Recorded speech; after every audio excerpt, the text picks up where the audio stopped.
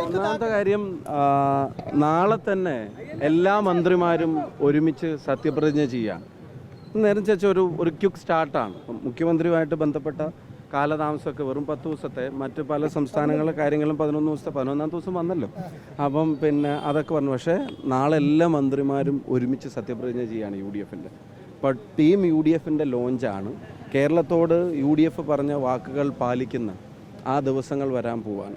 അത് സ്റ്റേറ്റിൻ്റെ എല്ലാ കാര്യങ്ങളും പരിഗണിച്ച് ജനത ആഗ്രഹിക്കുന്ന തീരുമാനം എടുക്കുന്നൊരു ഗവൺമെൻറ്റിൻ്റെ പ്രവർത്തനങ്ങളാണ്. അതിൻ്റെ അന്തിമ ചർച്ചകളാണ്. വലിയ കോലാഹലങ്ങളും ബഹളങ്ങളൊന്നുമില്ല. നിങ്ങൾ പിന്നെ പറയുന്നത് പോലത്തെ, ചില മാധ്യമങ്ങൾ പറയുന്ന പോലത്തെ തർക്കങ്ങളും ഇല്ല. എല്ലാ ഓപ്ഷൻസും പരിശോധിച്ച് പിന്നെ ഒരു പ്രൊപ്പോസൽ AICC അംഗീകരിക്കും. അതുപോലെ ഘടകകക്ഷികളുമായിട്ടുള്ള ചർച്ചകൾ സ്മൂത്തായിട്ട് നടക്കുന്നു. അതിനകത്തൊന്നും വലിയ പിന്നെ തർക്കങ്ങളോ വലിയ പ്രശ്നങ്ങളോ രൂപീകരണത്തിലേക്ക് പോകുന്ന തരത്തിലൊരു തടസ്സങ്ങളും ഇല്ലാത്ത തരത്തിലാണ് കാര്യങ്ങൾ പോകുന്നത്. തീർച്ചയായിട്ടും UDF പ്രവർത്തകർ കേരളത്തിൽ ആകമാനം നാളെ ഇവിടെ എത്തിച്ചേരും.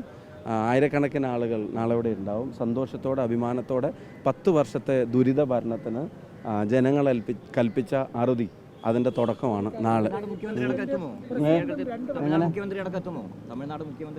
അതിനെ സംബന്ധിച്ച് വ്യക്തമായ ധാരണ എനിക്കില്ല. എല്ലാവരും എത്ര എന്നാണ് ആഗ്രഹം? വർക്ക് ചെയ്യാന്നുള്ള ഉത്തരവാദിത്വം എന്നും നിറവേറ്റിയിട്ടുണ്ട്. അത് ഈ തെരഞ്ഞെടുപ്പ് കാലത്തും പരമാവധി കഴിഞ്ഞിട്ടുണ്ട്, ചെയ്യാൻ ശ്രമിച്ചിട്ടുണ്ട്. അത് ഇനിയും ചെയ്യും.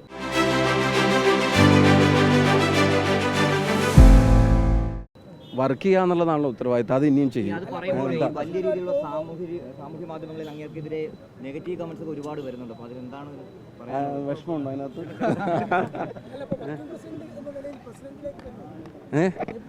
എൻ്റെ പൊന്നണ്ണ ഇപ്പോൾ ഉള്ളിടത്ത് ഇല്ല, ഇപ്പം മന്ത്രിസഭാ രൂപീകരണത്തിൻ്റെ ചർച്ചകളാണ് ഇപ്പോൾ പാർട്ടിക്കകത്ത് നടക്കുന്നത്.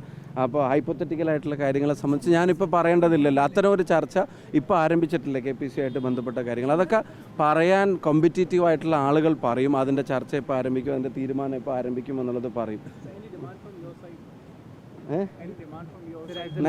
It's the time to supply. It's a time to supply and cater the needs of the people. We have demanded for an opportunity. The public gave us. It's time for us to supply. By when we can expect the list?